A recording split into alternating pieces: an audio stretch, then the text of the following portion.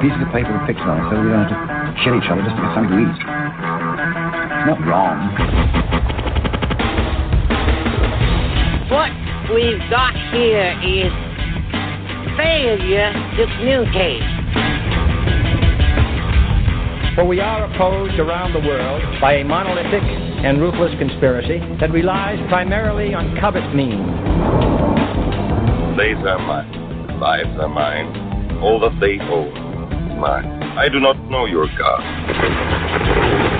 NSA's working at full capacity to intercept further communications. We're on a hair trigger here. This is as real as it's ever going to get. We are powerful beyond measure. It is our light, not our darkness. It isn't about shrinking. We were all meant to shine. And as we let our own light shine, we unconsciously give other people permission to do the same, as we are liberated from our own fear. You have something they want. National Security Agency conducts worldwide surveillance, backbone, satellite communication. It means the NSA can read the time off your wristwatch.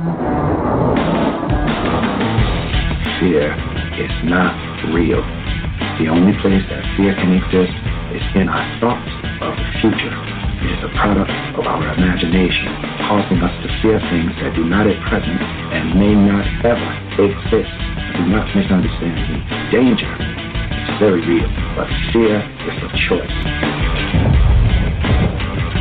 We will not go quietly tonight. We will not vanish. Let it fight.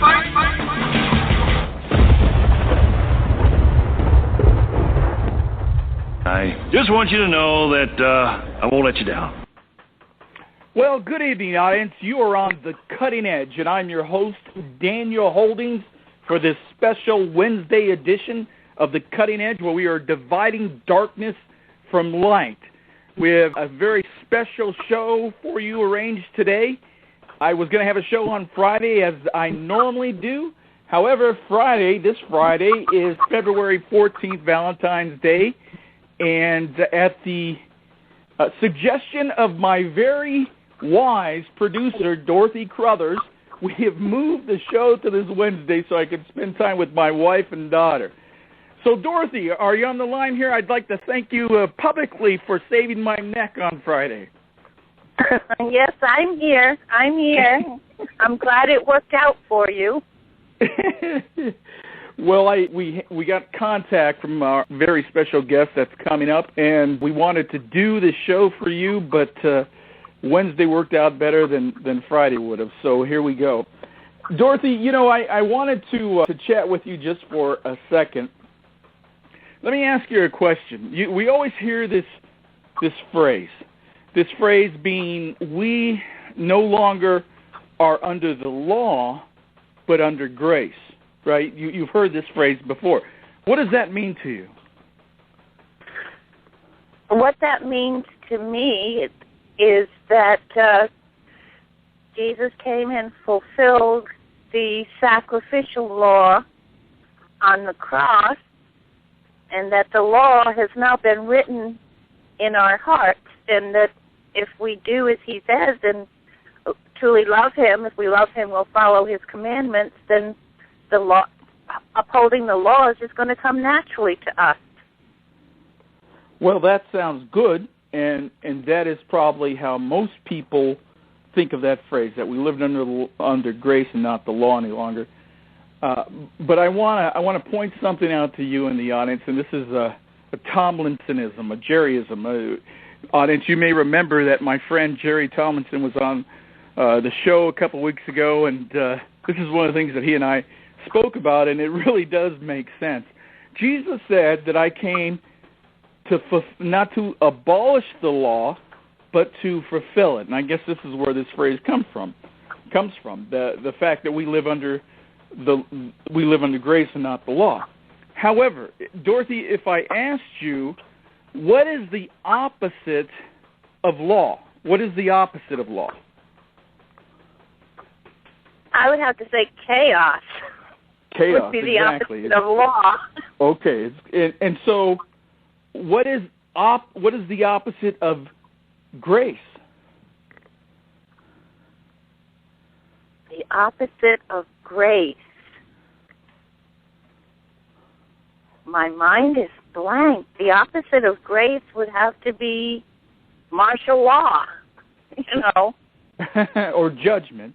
So or judgment. Yeah. But think about that phrase. We no longer live under the law, but we live under grace. Well, they are two separate things, and this is what people don't understand. The opposite. If you said to me, "Well, we don't live under the law," I'd say, "Well, wait a minute. You live under chaos, right?" That's what we should say. You live under chaos, then you don't live under the law. So, if we say that we don't live under the law, we live under grace, they don't go together. They run parallel, side by side. It doesn't work. But that's a spiritual thing that people say. And the reason that I say this is because one of the things that we talk about, at least on this show, and one of the things that I've come to believe is that there are many tenets of the Christian faith that we as believers should follow because they're in the Bible. They're in the New Testament, and yet we don't. We're coming up on the 4 blood moons, and hopefully we'll get into some of that with our guest within this next couple hours. But we're coming up to these 4 blood moons.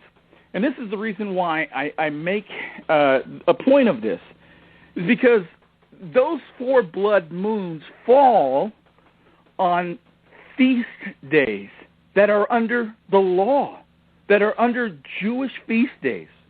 Now, unless you understand the significance of those days, you will not understand the significance of the blood moons. And it is essential for you to know where we are going, because we are almost there.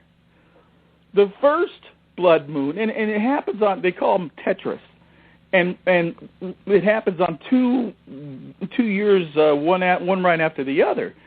The first blood moon falls on Passover. Jesus died, Yeshua died on Passover. The second blood moon falls on Rosh Hashanah, or the Feast of Trumpets. Now, in Scripture, when we talk about Jesus' return, Yeshua's return, and I'm not talking about a pre-tribulation rapture. My tongue is moving faster than my brain. My brain's moving faster than my tongue. I'm not talking about a pre-tribulation rapture. I'm talking about the day of the Lord. It would seem, if you search the Scriptures, that the day of the Lord may well happen around the Feast of Trumpets. So, and I'm not saying it's this year, and I'm not saying it's next year. Don't misunderstand me, audience. The point is that we need to pay attention to those feast days. And if you do not understand the significance of the law, you will not understand the significance of the feast days. And hopefully, as I said, we can get into that right after the break. Terry Cook, author of Beast Tech.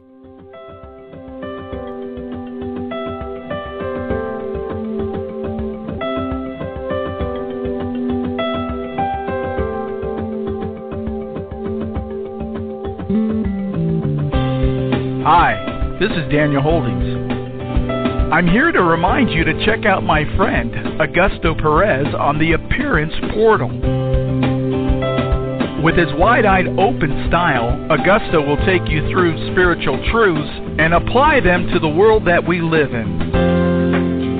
Augusto Perez and the Appearance Portal, every Thursday, 4 p.m. Pacific and 7 p.m. Eastern, right here on the Portal Blog Talk station.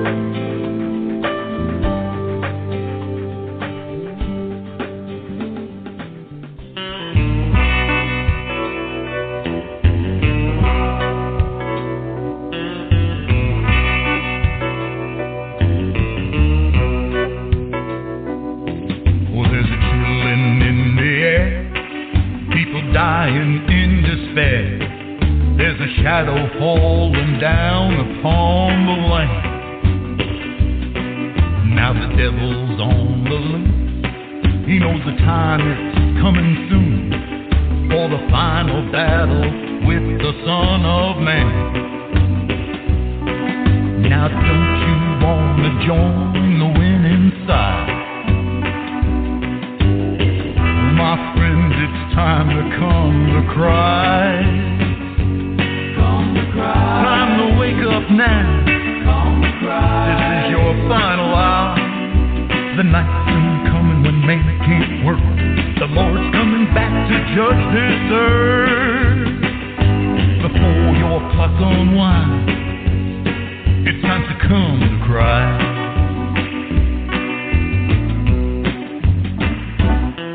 To the temple the beast will come and claim he's the chosen one. Give him praise or die is his command. Now it's time for you to choose, for Armageddon's coming soon. Accept his mark or die for the Son of Man.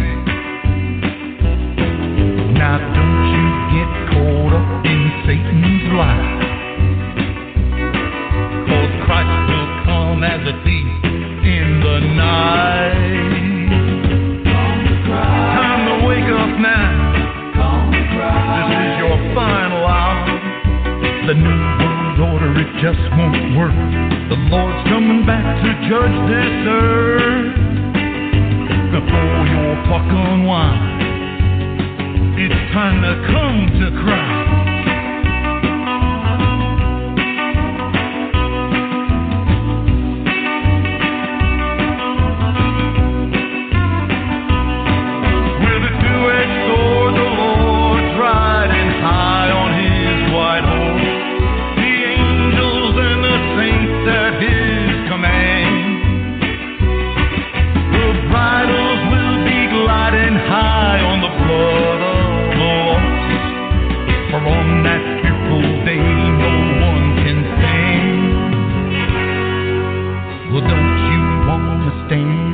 His right side. You see, my friends, it's all been prophesied. Time to wake up now. This is the final hour before the Father's clock unwinds. Don't let your time pass you by, my friend. It's always time. Time to come to Christ.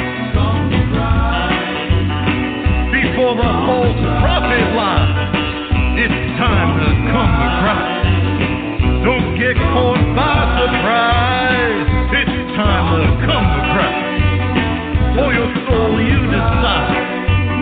You gotta come to Christ. Why don't you come to Christ? That was Come to Christ by Terry Cook. Our very special guest coming on the line here shortly. I am so blessed, we are so blessed to have the author of a very popular book these days with us. He is what he would call, he fancies himself a fundamentalist Christian intelligence analyst. That's a big fancy title for a watchman and somebody who's paying attention to the times in which we live. He's also a retired Los Angeles County Sheriff deputy and a former criminal investigator. He's also a former State of California deputy real estate commissioner / fraud investigator. Now, those two titles, investigator, is essential for the work that he does today because his research is second to none. He is elbow deep in the things that he has written about, and his skills as an investigator has given him the ability to search out things that some of us may miss on our own. He's a former Vietnam War veteran. He used to be in the California National Guard in the Anti-Communist Intelligence Unit, which has given him some insight to other things that he's written about. He has several credentials and degrees, a master's in theology. He's an FAA certified commercial pilot. But more importantly, for the last 25 years, he's been an ordained minister and an expert in geopolitical events and the fulfillment of biblical prophecy. But more importantly, for our purposes, he's a prolific author and researcher. He is the author of Beast Tech that he co-authored with Tom Horn, and it is my great pleasure to welcome author Terry Cook. Welcome to the show, Terry. Well, Dan, I hope I can live up to that introduction. Thank you very much. Oh, well, that's fabulous. Yeah, well, I've been busy, you know. The problem is I have a lot of nervous anxiety and always have, so I don't let many idle hours pass me by. So even age 66, oh, Dan, this is terrible. I just turned 66 and a half.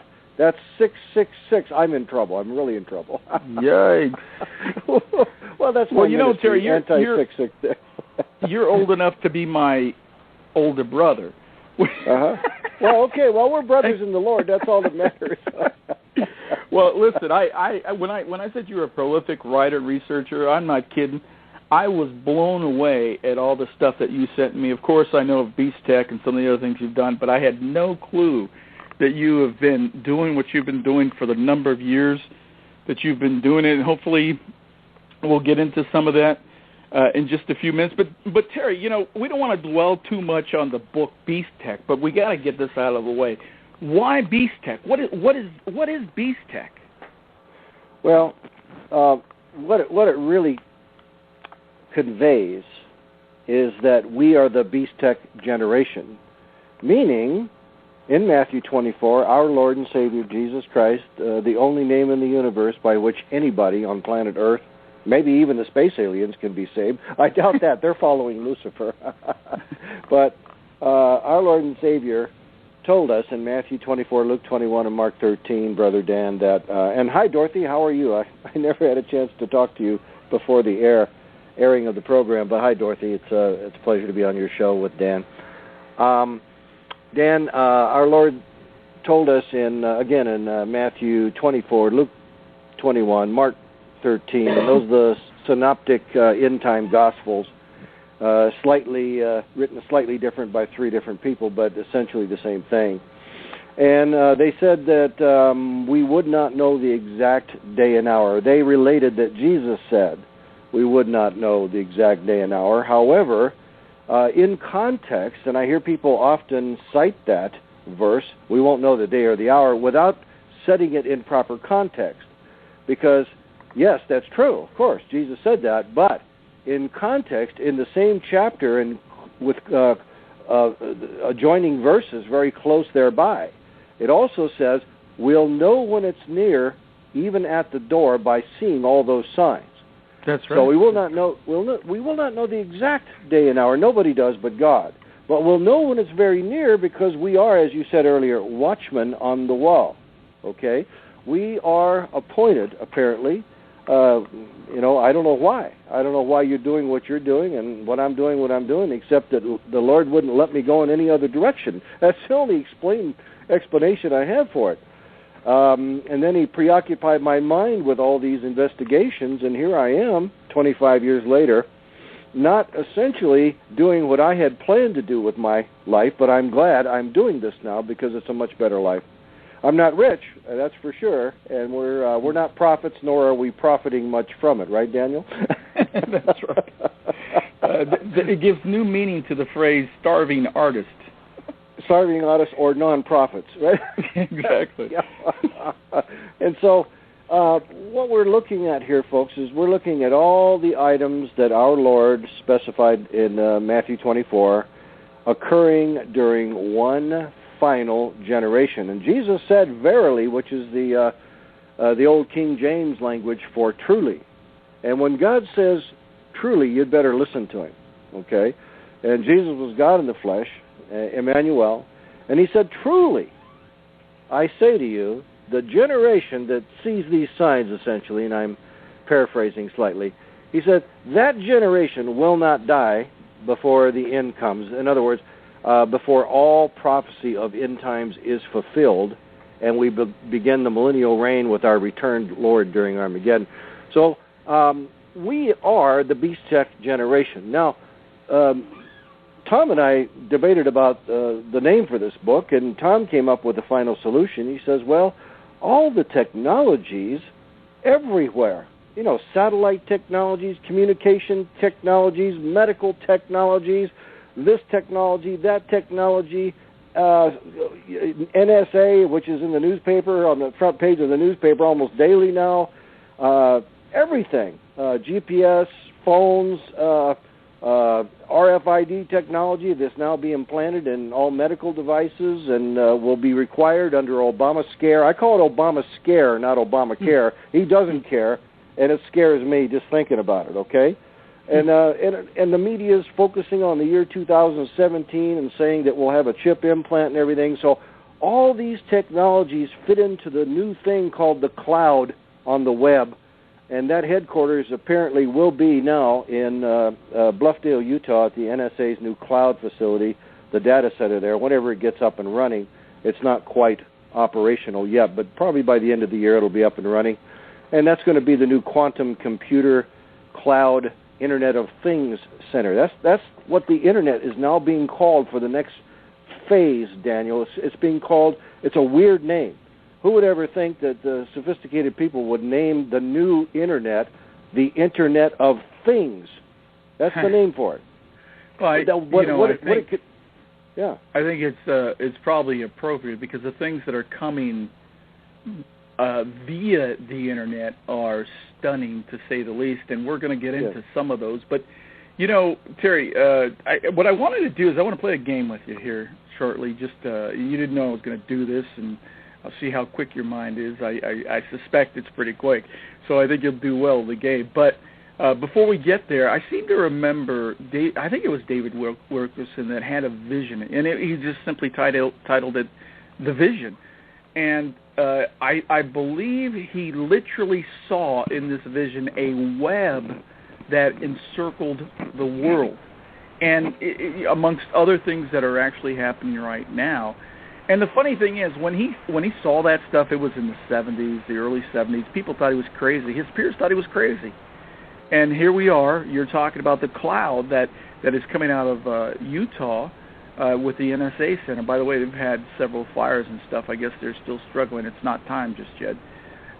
But it amazes me how that prophecy is indeed coming true, that the world is enwrapped by this worldwide web. And David Wilkerson saw a web. Isn't that stunning? Yes, it is. And it actually, it's a good analogy to a spider web.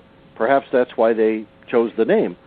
Because no one will escape this spider web electronic trap. In fact, I'm writing 4 new books right now simultaneously. When I get bored with one or stumped on one, Daniel, I switch over to another. And then I have Google alerts sending me. I've programmed Google Alerts to send me about 300 alerts per day on all the things on which I'm writing.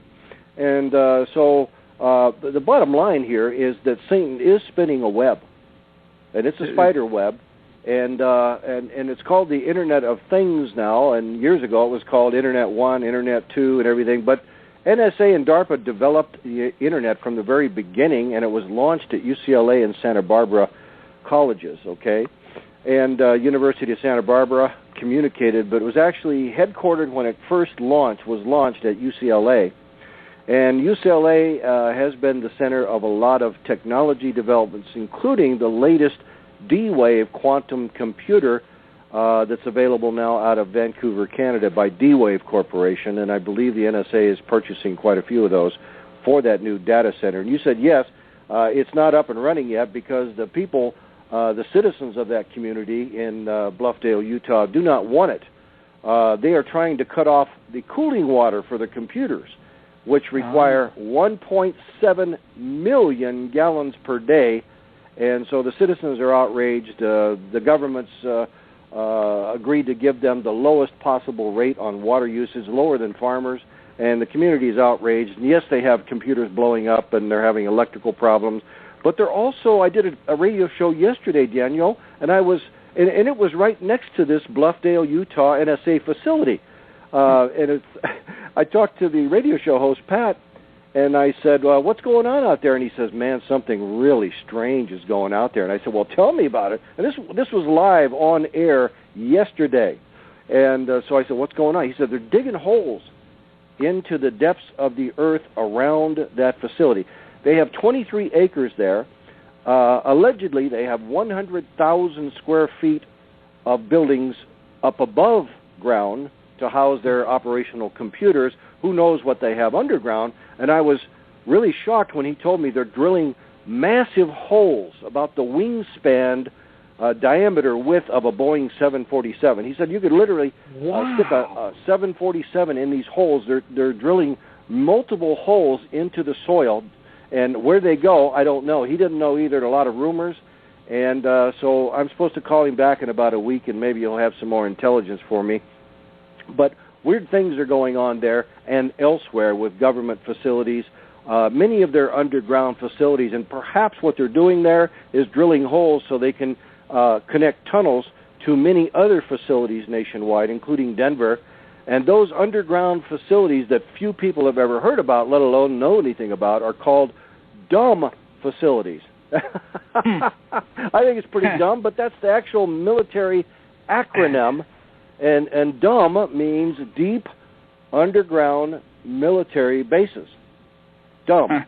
and they're all over the place, including a couple of alleged flying saucer bases at Dulce, New Mexico, Area 51, and on. We could spend 2 hours on that alone. Well, Daniel, let's not steal your thunder, because I want to get into some of this.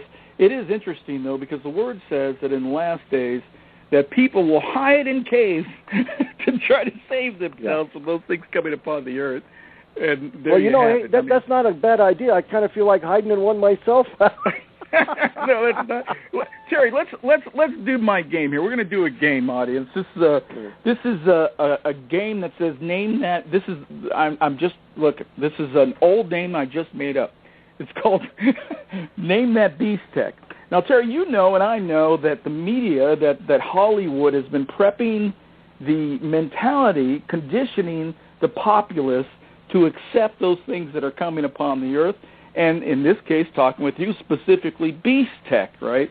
So there are 7 movies that come to mind that I'm going to shoot off to you, and I want you to tell me if it is indeed true that the things, maybe not the whole movie, but at least the technology that they mention is true, and is it beast tech? And should we be worried about it?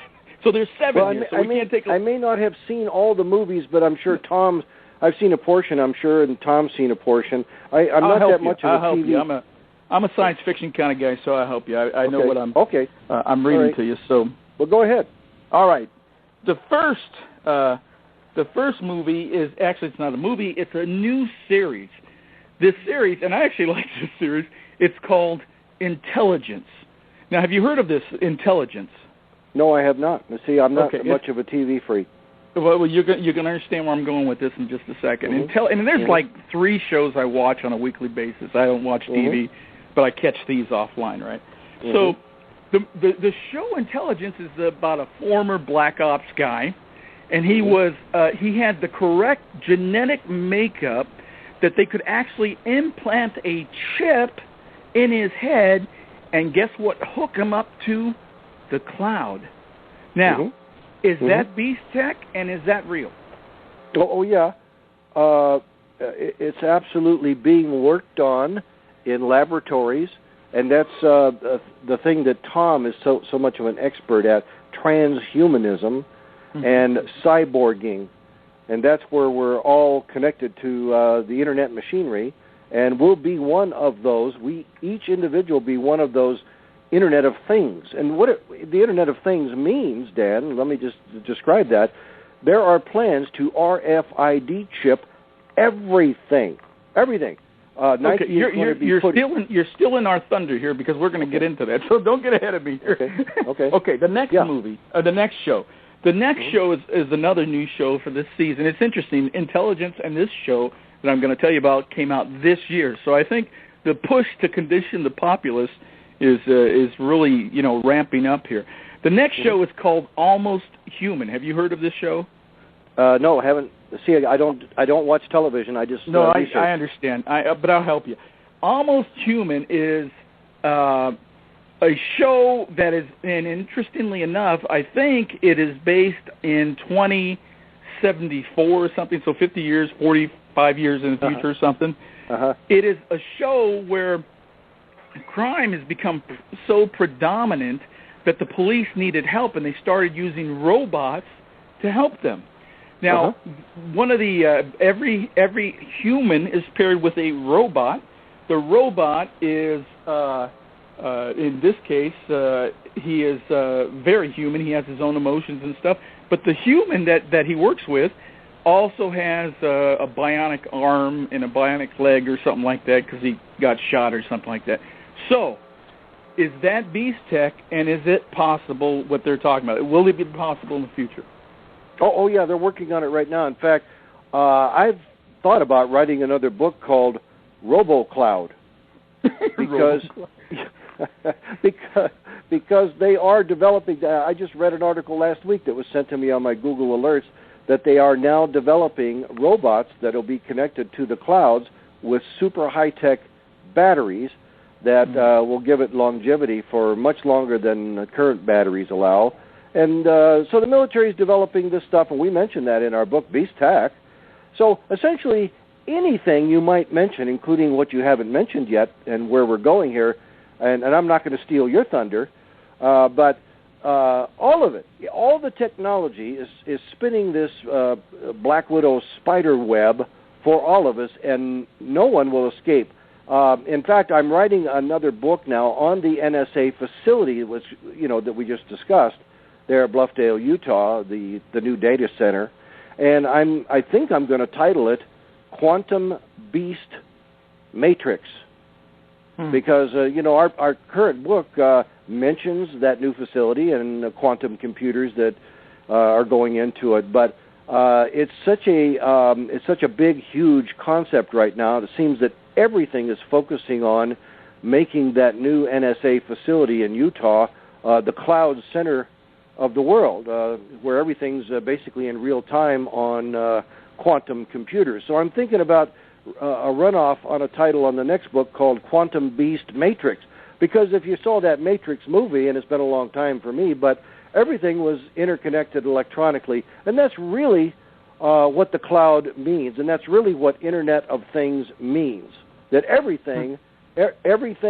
animate and inanimate is interconnected, so that the beast man of the apocalypse, the beast man who will run this beast tech system, will know who we are, where we are, and where we're going and what we're thinking, and all the time, 100% real time, 24/7. It is really scary. Just to get back to my list here, 3 more shows. I'll just rattle them off. The RoboCop. You probably saw the old one when we were young. Iron Man. Right. I just read today where they actually are working on.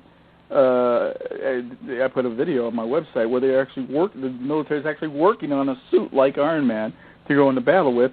A recent movie that came out just last year is called Elysium, where there's a satellite world up above because the Earth is all polluted. But one of the interesting things in there is that this the hero, if you will, the main character, gets this exoskeleton screwed right into his body, and he's able to, he's stronger, he's faster, but he has access to the computer and whatever, so it's one of those same kind of things.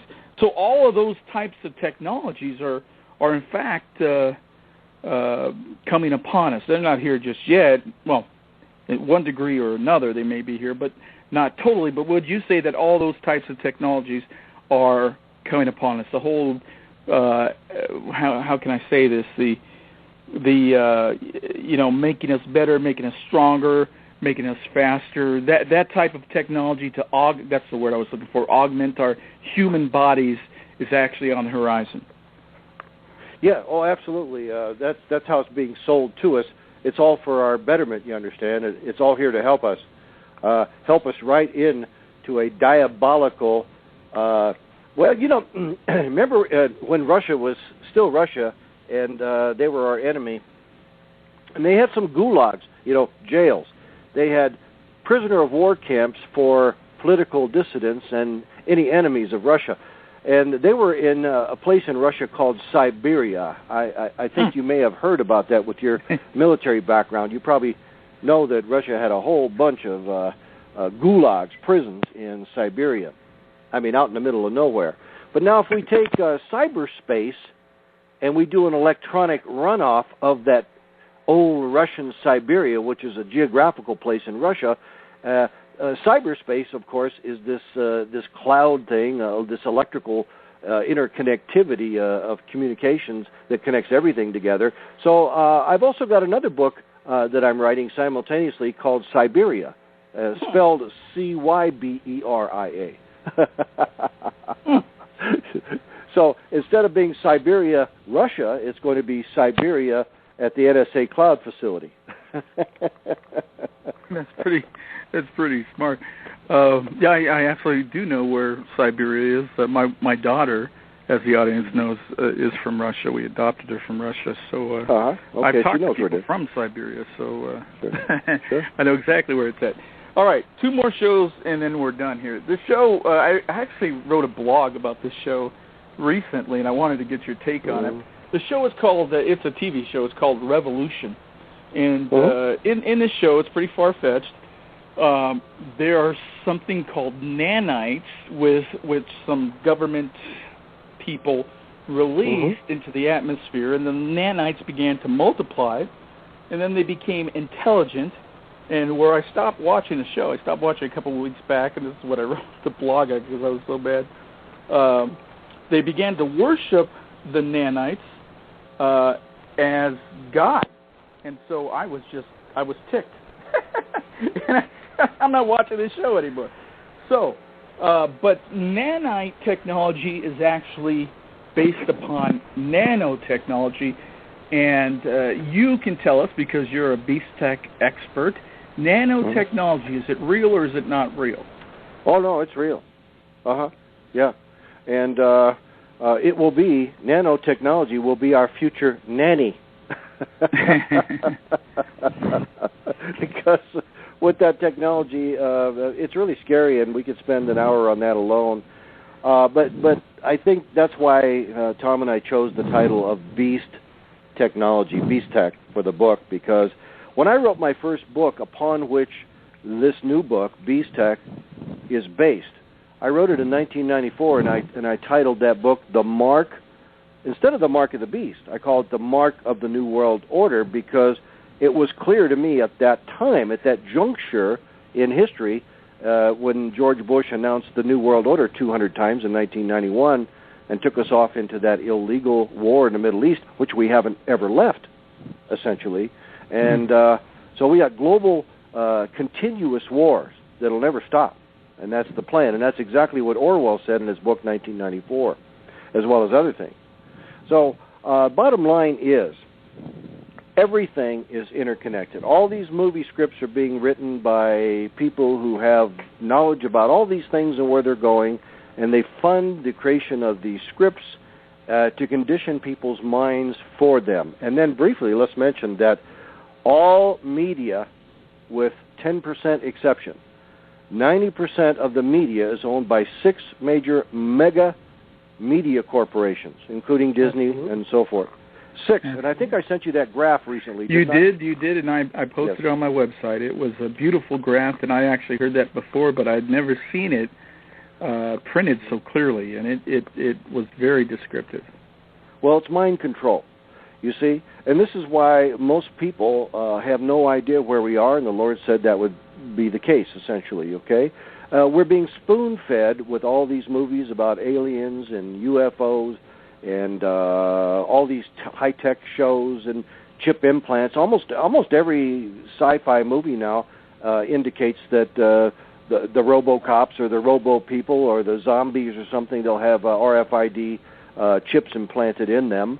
And that's conditioning to get us ready. And most of the medical establishments now, if you need to go in for a medical procedure and it's significant, a friend of mine just had a shoulder replaced, and they wanted to put a chip in him, and he almost got into a fist fight over it with the doctor. Finally, they said, okay, we won't, but we normally have to have an RFID chip in these new body parts so we can track their success down the road. Well, you know, this is a very good point, Terry, because let me digress for just 1 second. The last show, because that was only 6 that I mentioned, the last movie was Total Recall, not the old one necessarily, but the new one. I don't know if you've seen that movie it came out last year before.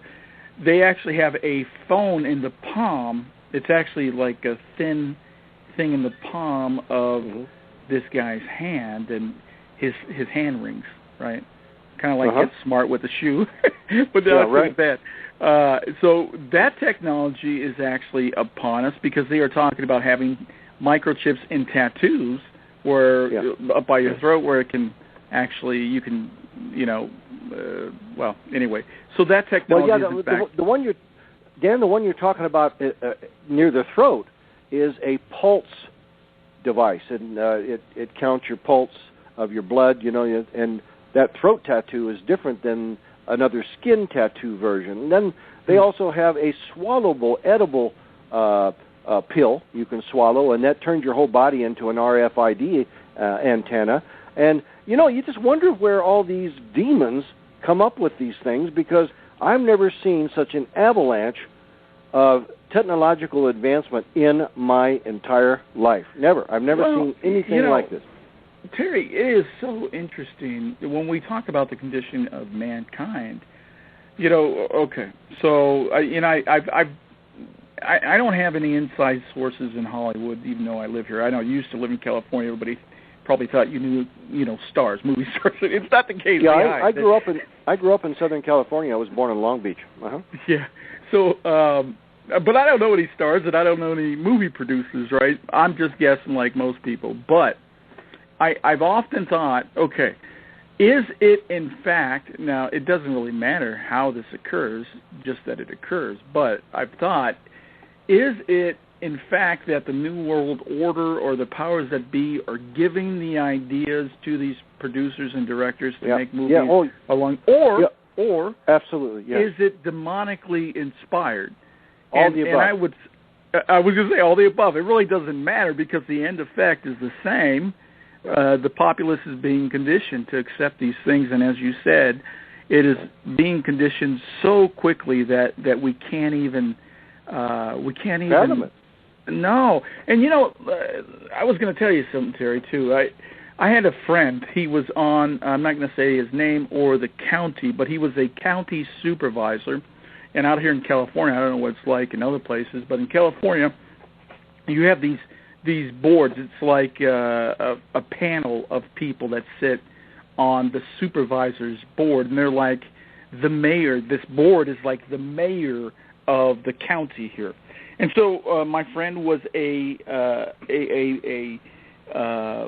county supervisor, and the county, of course, ran the county hospital, which was a free hospital for people who didn't have money, that sort of thing. Terry, I'm trying to think back when this was. I think it was like 7 years ago. It could have been even longer than that, maybe 8 years ago.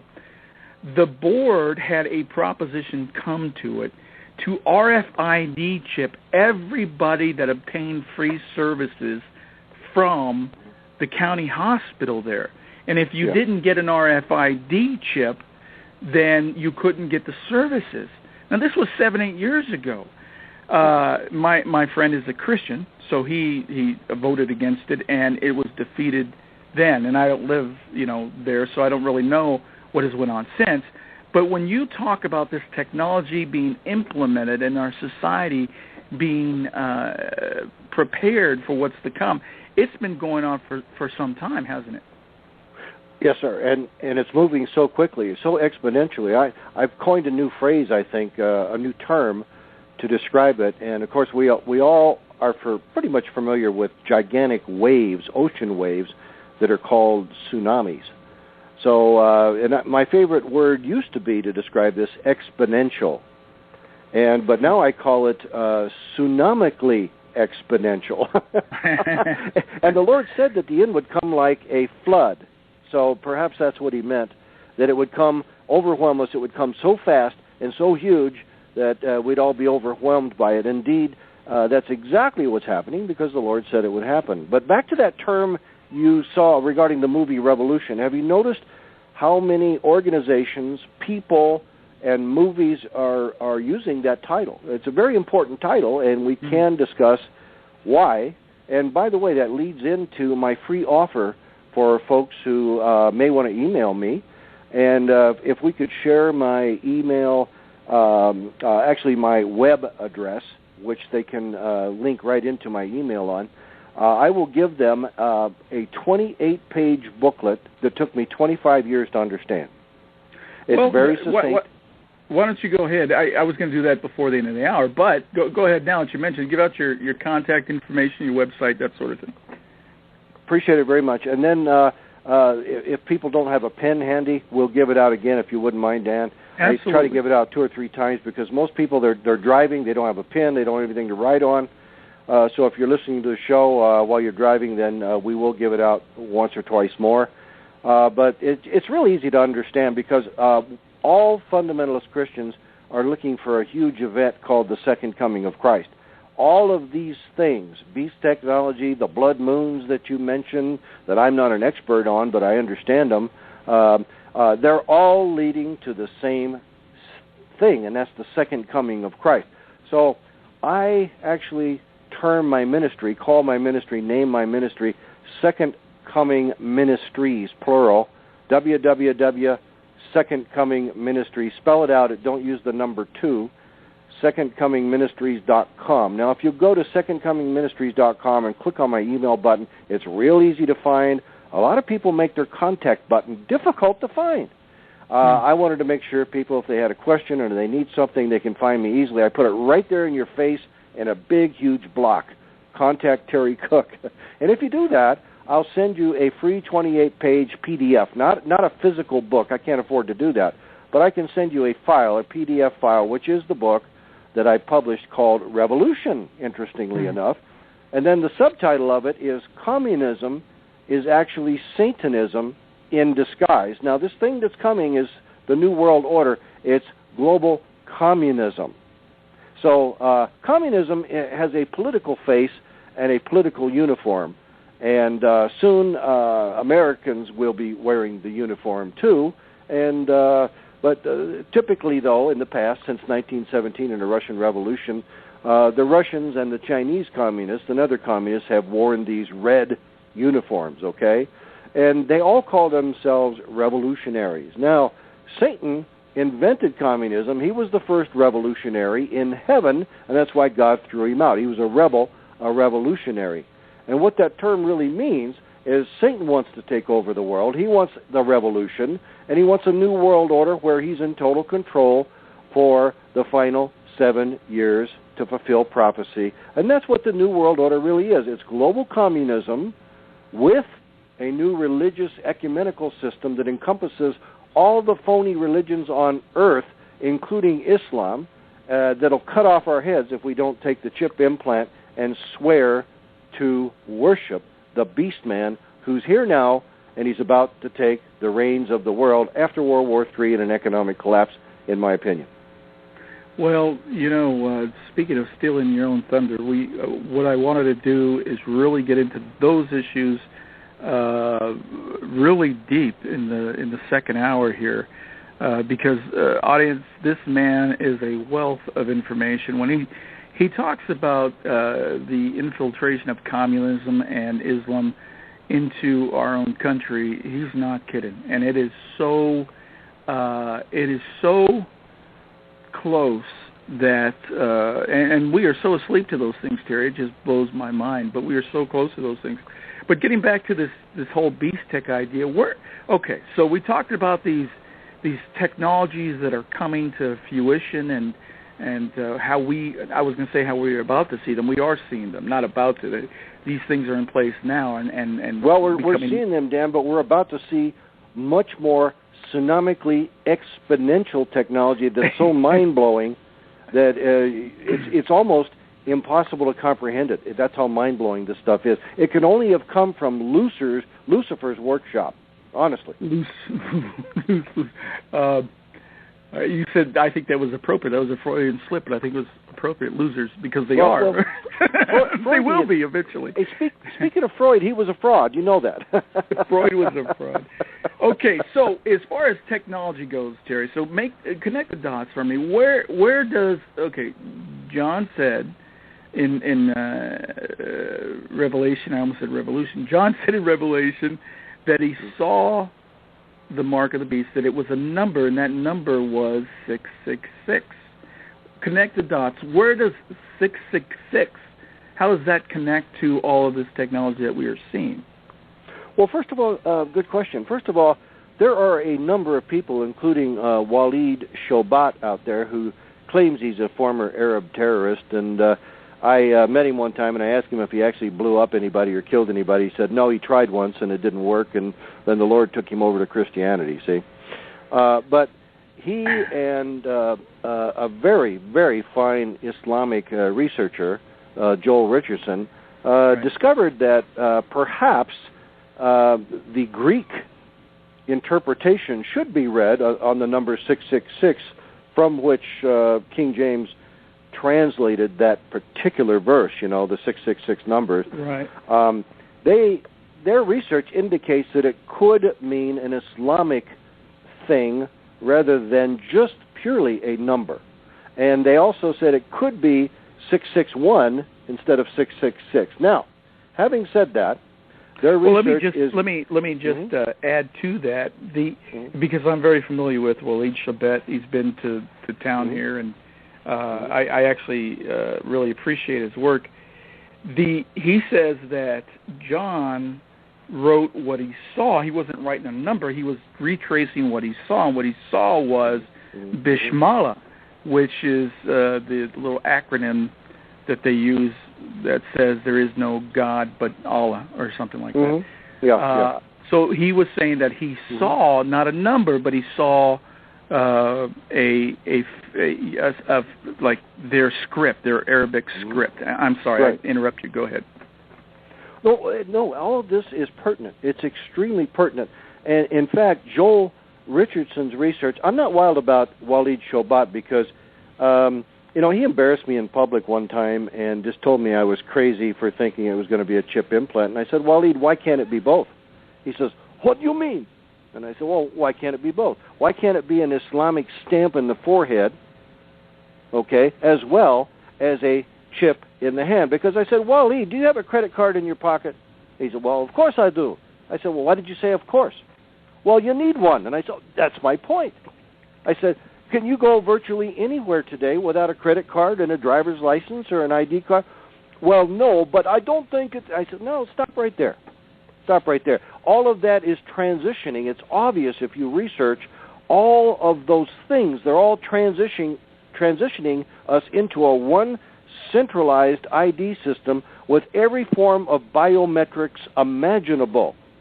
Everything, okay, that's being worked on by the NSA and their subcorporation called the Biometrics Consortium, which is their subcorporation at their headquarters facility in Fort Meade, Maryland, that's been orchestrating all of the corporations to do all this biometric stuff. And many of these biometrics companies have ancient Greek or even further back than that, satanic names, Moloch and Proteus and that sort of stuff, okay? Satanic gods and that sort of thing going back.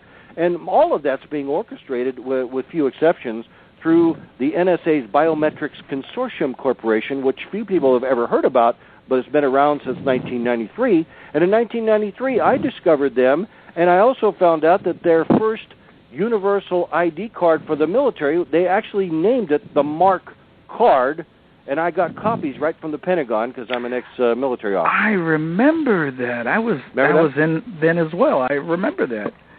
Yeah. Now that you mention it.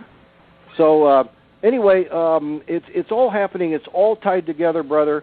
And really, it is a matrix of unparalleled dimension that's almost incomprehensible. And even for those of us who do this full time, it's almost impossible to keep up with it all. I'm starting to get email messages from people who are listening right now. Thank you. I'll get to sending you that book. But one more time, if I may, www.secondcomingministries.com. Click on my email button and say, Terry, send me that free book.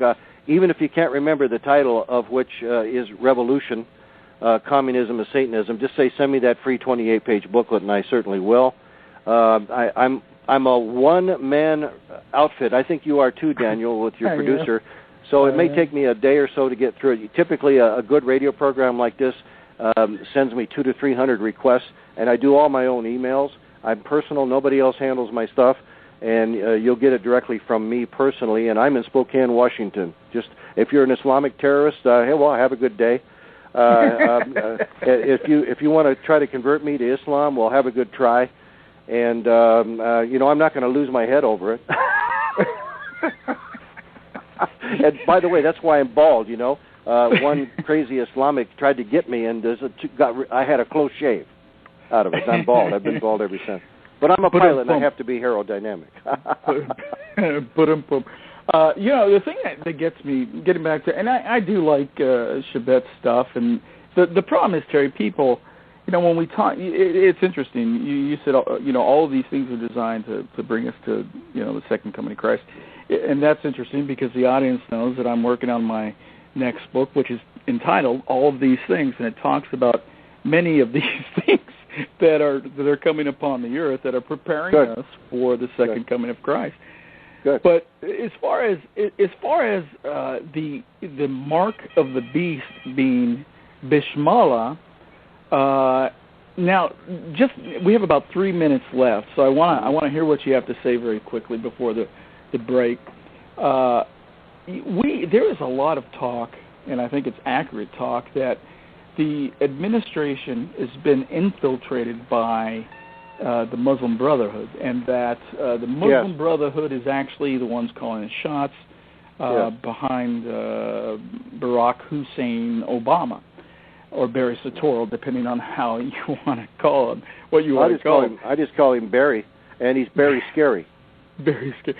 So, could it be that, in fact, it is that the technology that you were referring to and so eloquently have written about is being instituted by the Muslim Brotherhood? And could it be that's why God showed John that mark?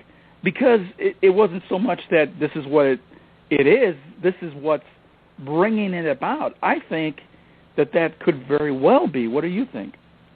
Well, here's what I think the Lord has revealed to me only in the past 4 to 5 years.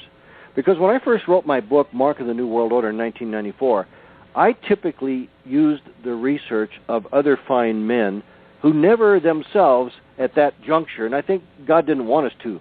It was still too early. That was 20 years ago. But they all got to the Bilderbergers, the Trilateral Commission, the Council on Foreign Relations, and the Royal Institute, and all those organizations, Skull and Bones, that I mentioned in my first book, but I never really understood who was at the top of the pyramid. Now I do. And so you mentioned Islam creating it. I don't know.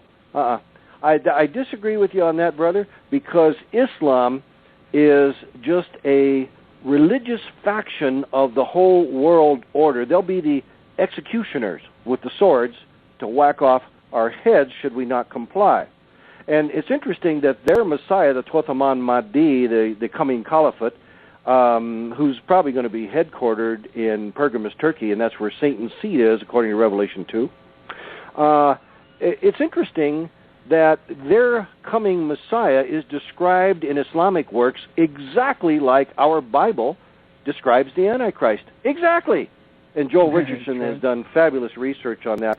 I don't care for Waleed, and it's just a personal thing, because he's too arrogant and he's too combative. Joel Richardson doesn't do that, and he's much more philosophically acceptable in my book. But Waleed, he wants to get in your face and argue, and he's an ex-Arab terrorist. I'll take his label, okay? But I don't care. I don't really trust his work. But he wrote his book with Joel Richardson, his first book. I'm sorry, Terry. Let's pick this up after the break. We'll be back in about 5 minutes, audience, with Terry Cook, author of Beast Tech. We are back, audience. You are on The Cutting Edge, and I am your host, Daniel Holdings, where we are splitting darkness from light. My very special guest this evening, author Terry Cook of Beast Tech and numerous other works. Terry, are you back with us?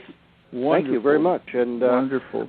I would like to wrap up the comments I was making, because I don't want to appear to be bad-mouthing Waleed Shobat, but I'm just not in favor of his arrogance and his accusation of all Christians who alleged that the microchip implant is insane, that it's going to be some kind of Islamic mark. Because I want to make this clear that I challenged Mr. Shobit, and I said, well, what's going to control the buying and selling of everyone on Earth? Well, it'll be Islamic. And I said, how can it be? How can it be a manual mark of some kind to control all cashless buying and selling in the world environment? He didn't have an answer for that. So I said, Wally, why can't it be both? And I agree. Why can't it be an Islamic stamp in the forehead and a chip in the hand so we can scan our hand and do cashless transactions of buying and selling? That's nonsense. That's nonsense, you see?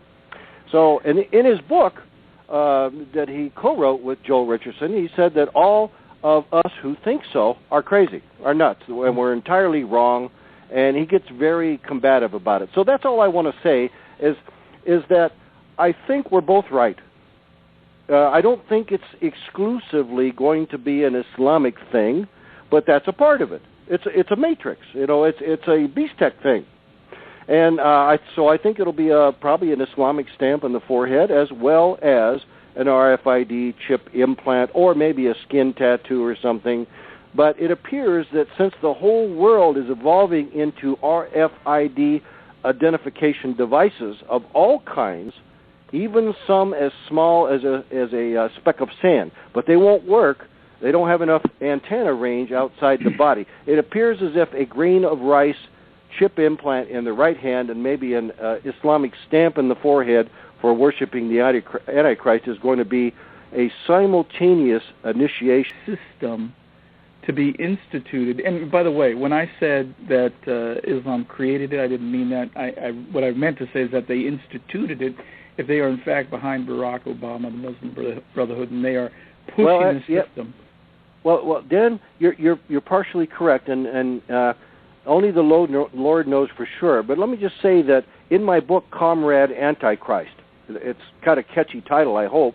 I'm the only one that 5 years ago came out with that philosophy. And of course, when a man's on the leading edge of something, especially on an airplane wing, you could fall off, But when you're on the leading edge of something and everyone else is kind of locked into the old paradigm, they accuse you of being nuts, you see.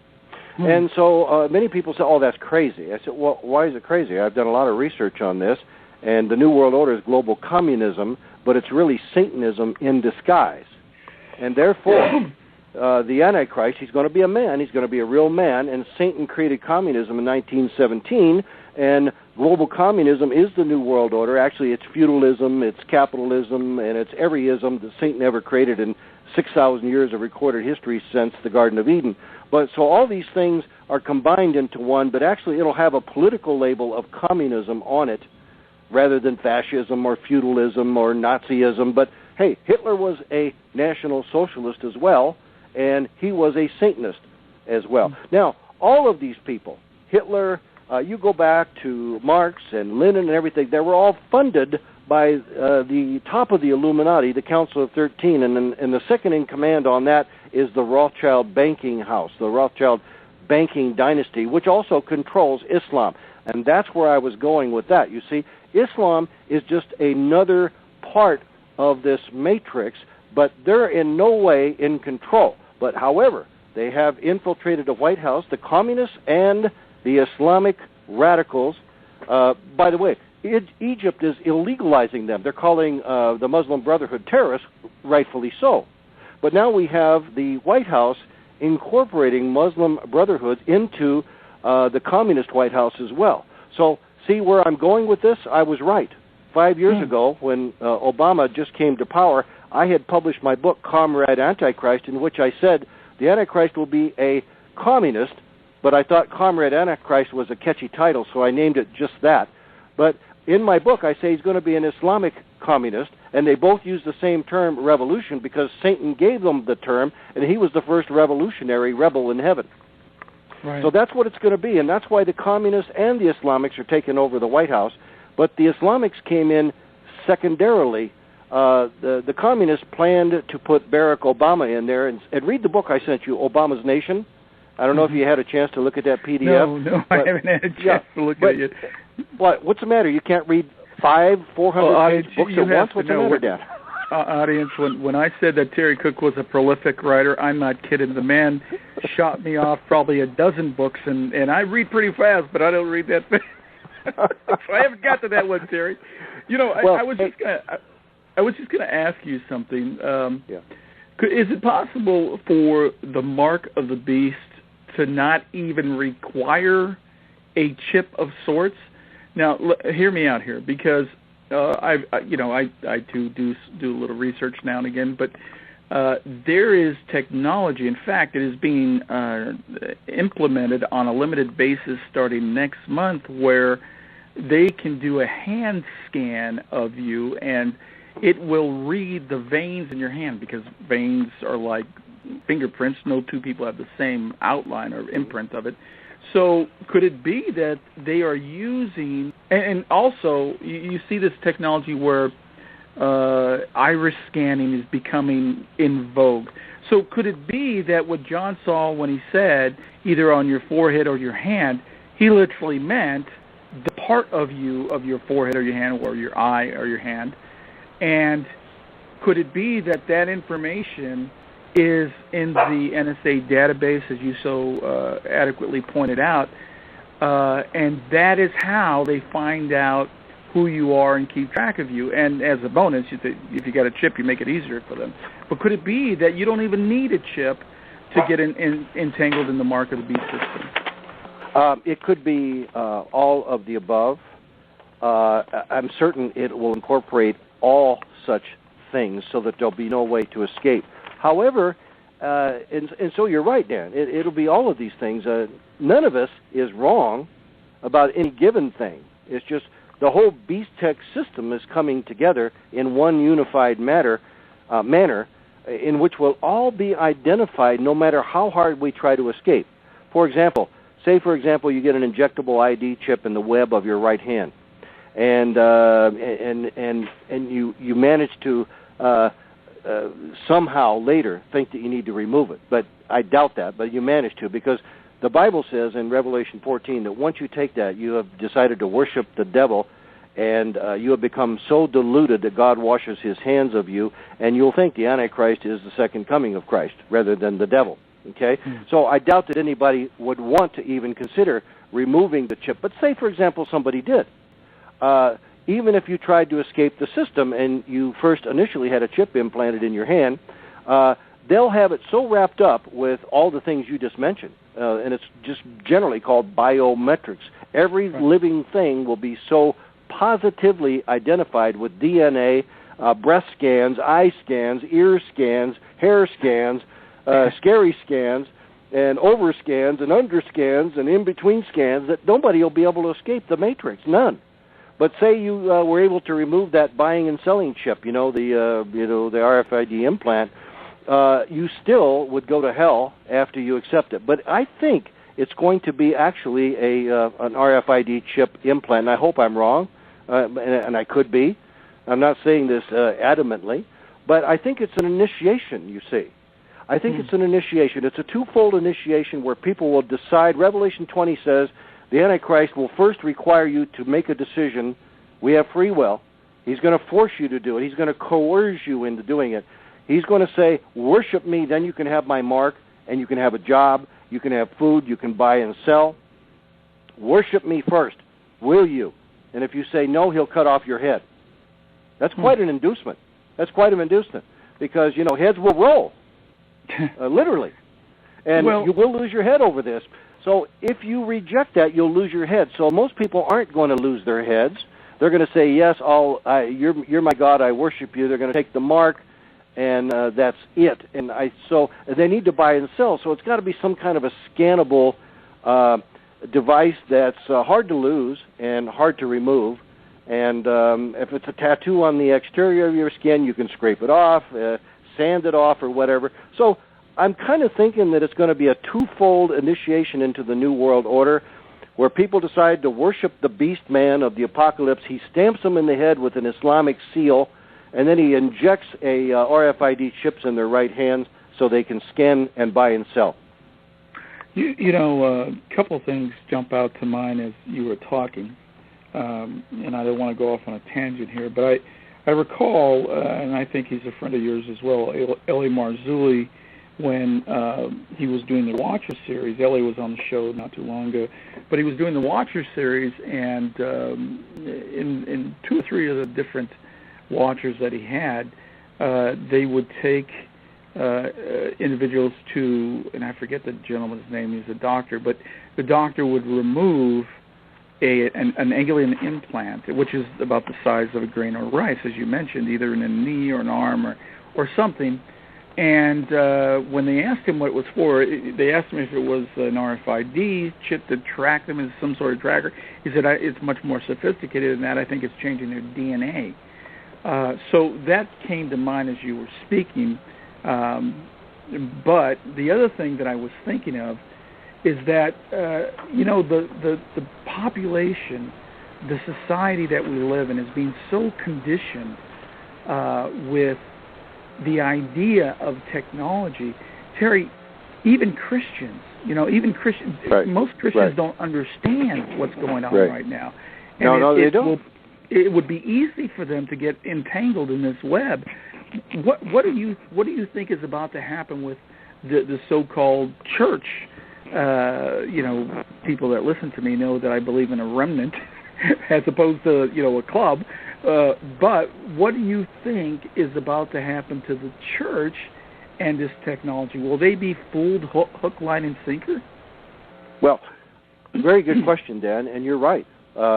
Most Christian churches. Listen, I live in Spokane, Washington. We have about 600,000-700,000 people here. I'm invited to speak all over the nation, but nobody in town here will have me speak at the churches. Most of them are 501c3 government-approved churches. They're afraid to even talk about it. And now that Obama his administration is actually threatening to use the IRS to punish those who might oppose him in any way or critique him in any way, most of them have decided that they'd rather keep their non-profit religious status with the government than speak out against anything that God said we should speak out on, you see? Now, Scripture calls that the last days or the end times harlot church. Now, in the Old Testament days, the word harlot was basically the new term that we use today instead of harlot is whore. So back then, the harlots sold their bodies for money. And so when Scripture calls the last days or end times church a harlot church, well, essentially what it means is it sells itself for money. Now, so we can basically just say that that's what's going on. That's what's been transpiring for about 50 years, and it's going to get even worse. It's going to get more so.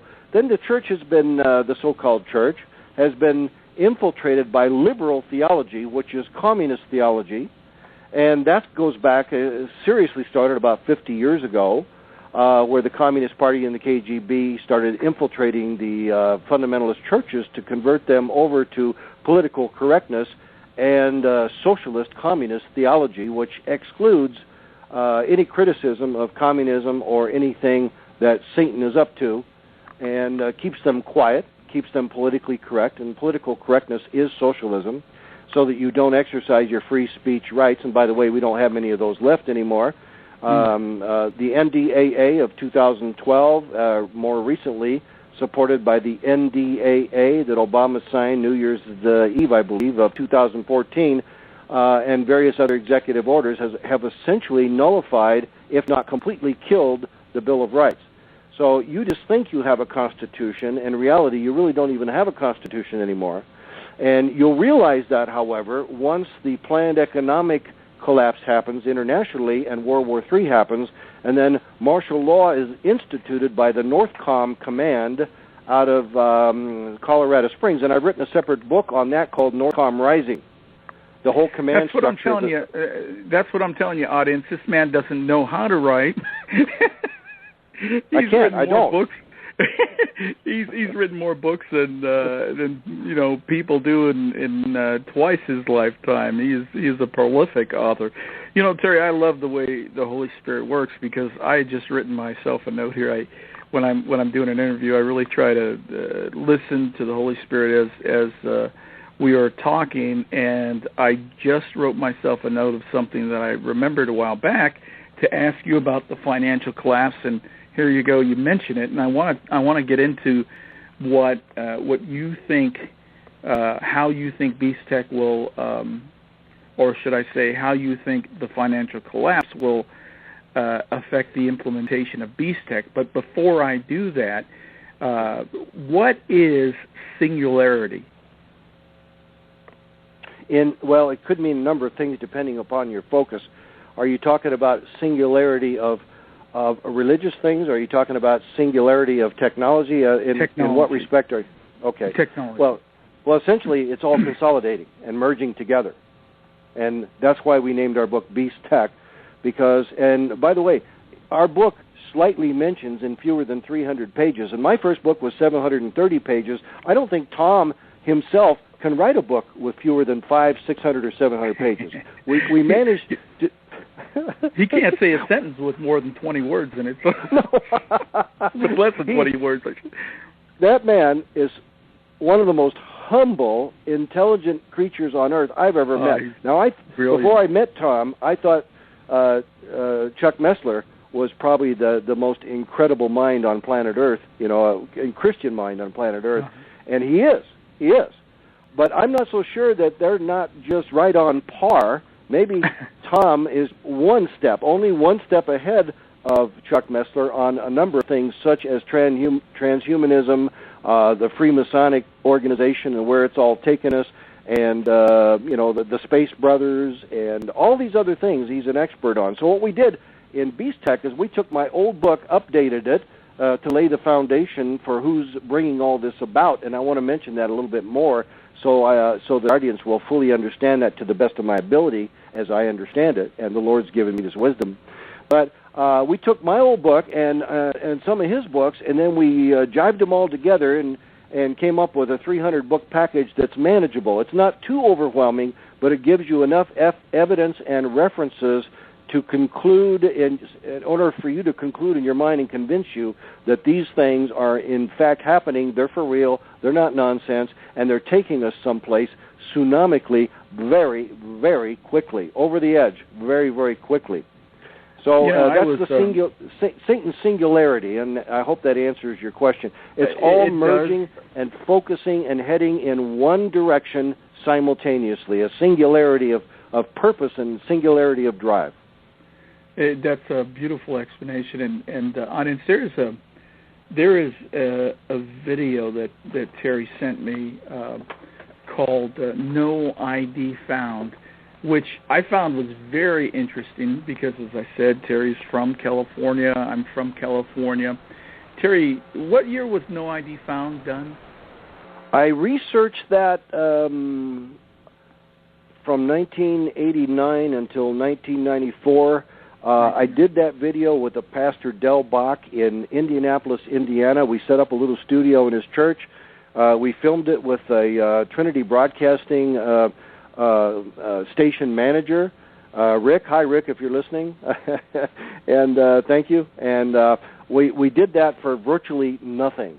I mean, we produced that pretty classy work for nothing. But I had all the research done years beforehand, and it turned out to be a doggone good tape, and it's still on the internet. It's been there for 20 years.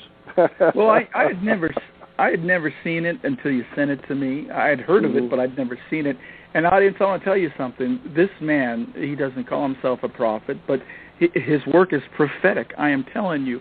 He talked about in 1994, 1993 about technology that would enable the powers that be to track you in your cars. And he showed a clip, a promotional clip from a company that was producing at that time new technology. Hughes aircraft, yes. Hughes aircraft that was producing at that time a means to keep track of toll roads and people that pay or don't pay. And I will tell you, Terry and I had this conversation, I will tell you that technology is instituted right here in California on one of our busiest freeways, on the 91 freeway, and it's something that we live with on a day-by-day basis. I don't use the technology because I'm cheap and I don't need to go on that road very often. However, there are people that have this they call it fast track, this fast track transponder that sits on their dashboard, and all they have to do is drive, and they're tracked. Everywhere they go, they're tracked. So, Terry, kudos to you. You were on the leading edge, the cutting edge, back then. Thank you, Dan. Thank you, Dan. And I humbly want to just give the credit to the Lord, because I'm not that intelligent. My intelligence IQ is above average, but it's the Lord's wisdom and insight that really made it happen, because I'm not that bright. I'm a slow learner, and I just work hard. You see, everything you see is just continuous work for 20 years. You don't know how many hours I put into things, because I'm not brilliant like Tom Horn, who's one of the most brilliant men I've ever met. I mean, the guy could just stand up impromptu and speak for 6 solid hours, and you won't understand half of what he's saying, because he talks about Greek and Latin and everything else. The man is just, he should have 5 craniums, 5 brains, and 5 PhDs. I'm not like that. But thank you for the credit. And I did work hard at that, and it was groundbreaking, and I really meant for it to be, and yet I was called a kook. They didn't call me Mr. Cook, they called me Mr. Kook. And by the way, another thing too, and I produced my first video by the same title as my first book. It was an hour long. It was called The Mark of the New World Order. That's been on the internet for 20 years as well. If I didn't send you that link, that link to that video, that's 20 years old now, but it's happening right now.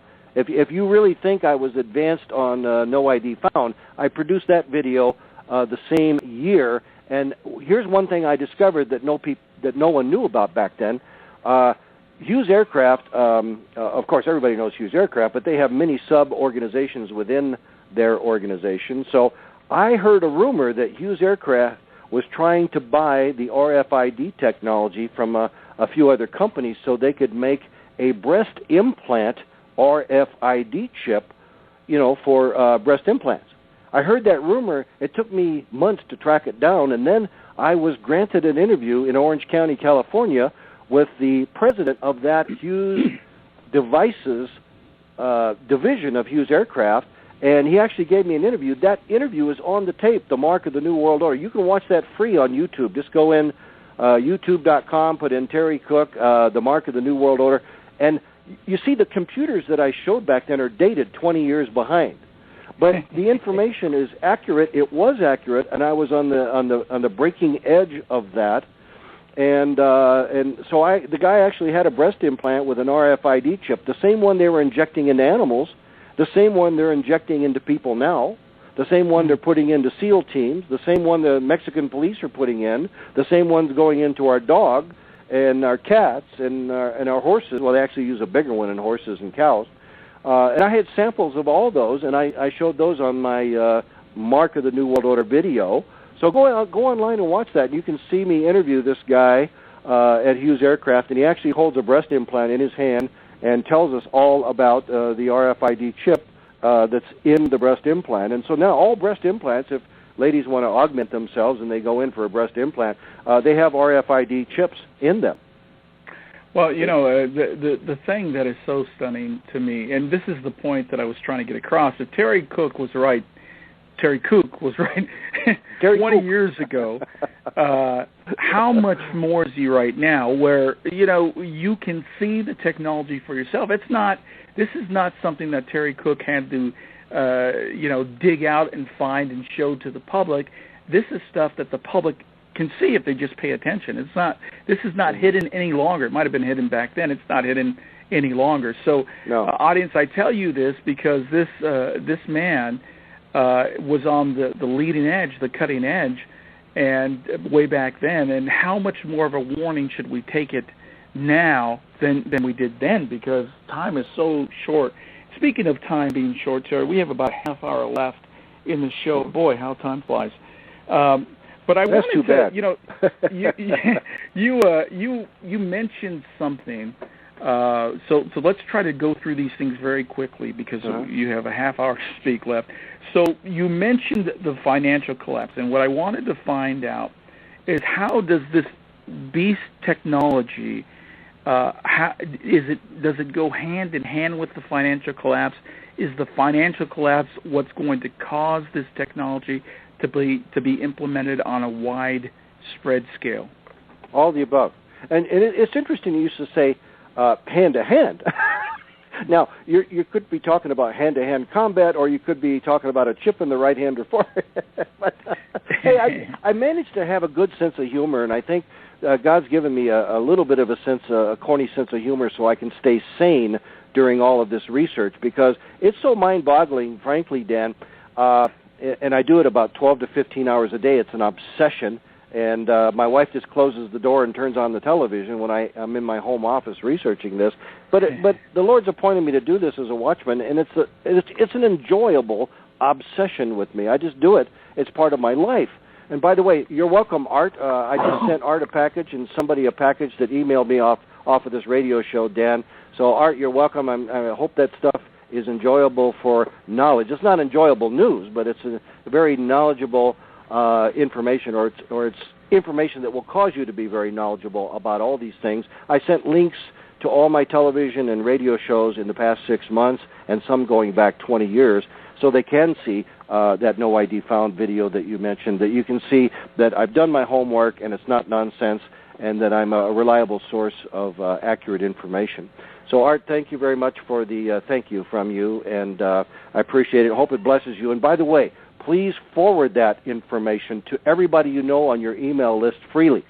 Yeah, the book's copyrighted, but you have my permission. Just forward it to everybody. Link them to my website. You can spend a couple of days on my website without spending a penny, and just click on all the tabs and get free education. If you can't afford a book, that's fine. Just study. Praise the Lord. Mm-hmm. So you were going to talk to us about how the financial collapse is going hand in hand with the mark of the beast system. Well, we call that a trigger event, Dan. We call that a trigger event. There are many. We list 3 primary possible trigger events that could happen singularly, there's your word again, or they could happen in a combined, nearly simultaneous way, so that the whole world is turned upside down virtually overnight. And you see, that's going to cause the paradigm shift from God's old world order into Satan's new world order. Now, let's look at this. When you personally, let's take this down to the individual level, ladies and gentlemen. When you personally become desperate about something, say you have a death in the family, or say your business goes upside down because of Obamacare and you go bankrupt, and that's happening right now. We're going to see an exponential tsunami closing of numerous hundreds, perhaps thousands of businesses in the very near future. That's right. Because, number one, their system doesn't work. Number two, it was never meant to work. And the first 600 pages were written by a communist who's still in prison. If you want that information, we'll talk about it off air. Okay? So it's communist medical care. It's meant to create chaos and destruction. John 10:10 says, Satan comes to kill, rob, and destroy. Jesus said he's a father of all lies and a murderer. So Satan comes to kill, rob, destroy, lie, and murder. That about covers it. Communism is Satanism in disguise. It comes to kill, lie, destroy, rob, and murder. That's what Obamacare is all about. He never wrote it. The communists wrote it. It was all prepared. It was kind of like the Patriot Act. It was sitting on a shelf, and all he did was sign the paperwork. How can he do all this stuff in between golf games? It's not possible. Okay? But he does get all that stuff signed as a hole-in-one, man. Okay? And then, I don't know. So it's all written. See, he doesn't do any of that. His handler in the White House is a communist by the name of Valerie Jarrett. Valerie Jarrett was Iranian-born, and she's a communist from Chicago, and they were buddies in Chicago.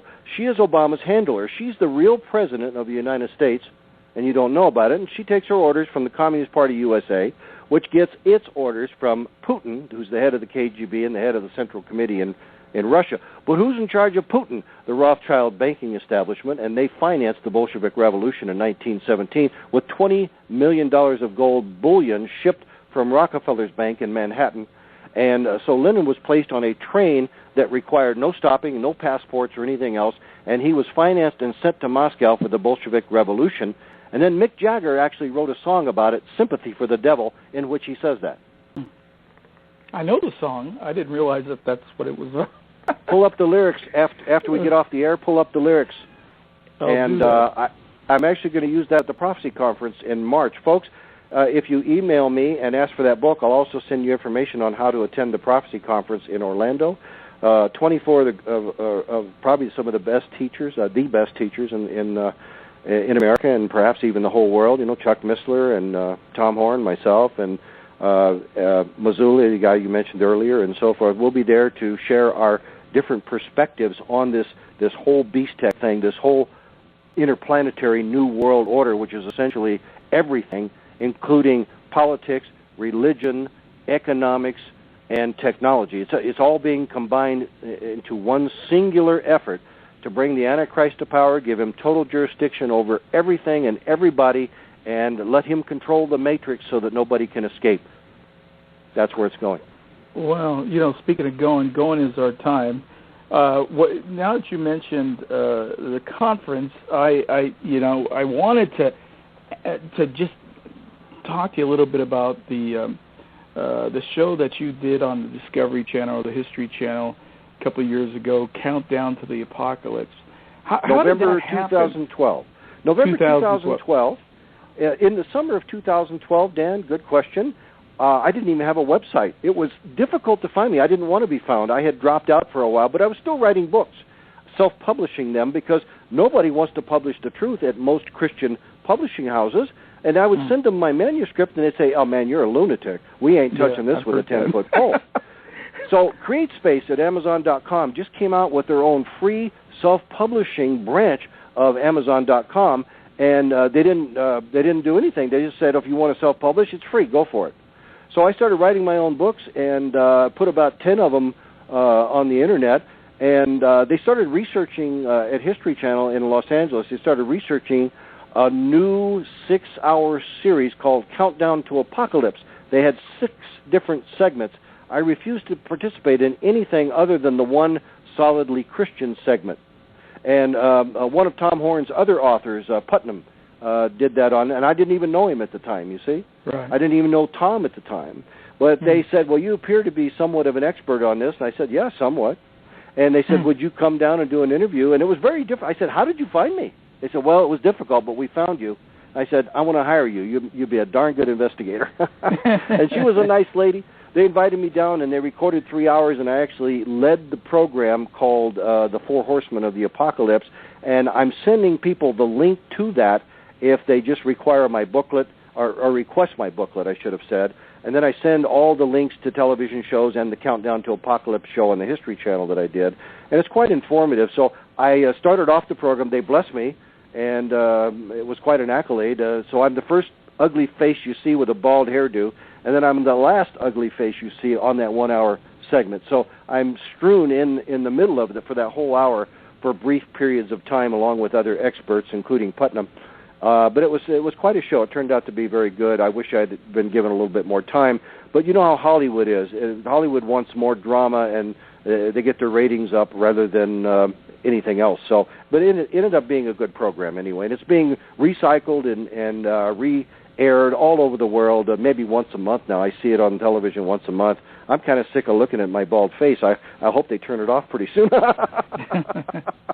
Well, I did watch it myself, Terry, and I got to tell you, it was actually I saw it before I knew you, before I talked to you, and oh, you did. I thought it was done very well before. I don't really like watching television, and particularly I don't either. when you watch stuff like that, there's always a worldly bent to it. But I thought that particular segment was done very well. I mean, those guys, they were some heavy hitters. Paul McGuire was on there, and a couple other guys that I've read and studied, and so you were in good company, and they did it right. So it was really something. Which leads me. You started to say I'm in good hands with Allstate, but I want you to know I don't have mayhem insurance. Well, none of us do, and mayhem is exactly what I want to talk about right now. We have about 18 minutes left of the show. We need to get to mayhem.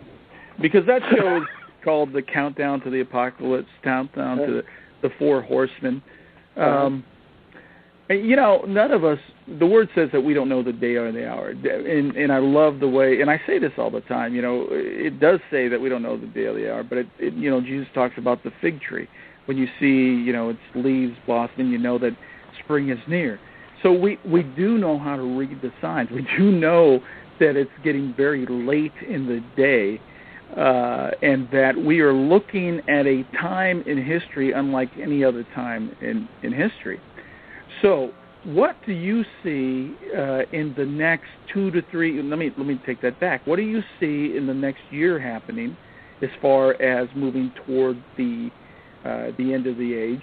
What do you see in the next 5 years happening, and what do you see in the next 10 years happening if you think there's 10 years left? Did you say we had 3 more hours or 18 minutes?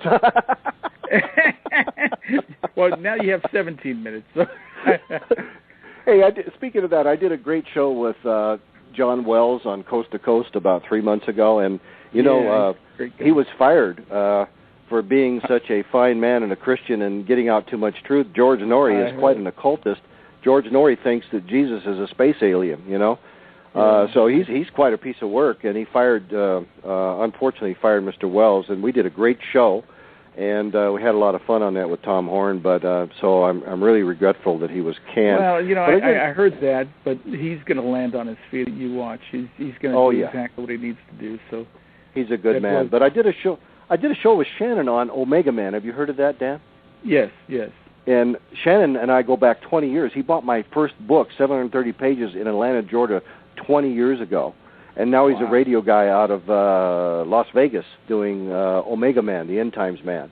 Right. And so we did 2 hours. Tom and I were on for 2 hours. And then he said, the ratings are so good, Terry, can you speak for another hour without Tom? And I said, well, sure. At the conclusion of the third hour, he said, can you go on even more? People want more information. I said, so we did 4 hours from 10 p.m. one night till 2 in the morning, and I could barely speak after 4 hours on the radio. We had a fabulous show. Shannon's a great guy. So if you want to go on for another 4 hours, Dan, let's do so. Well, you have 15 minutes, so let's...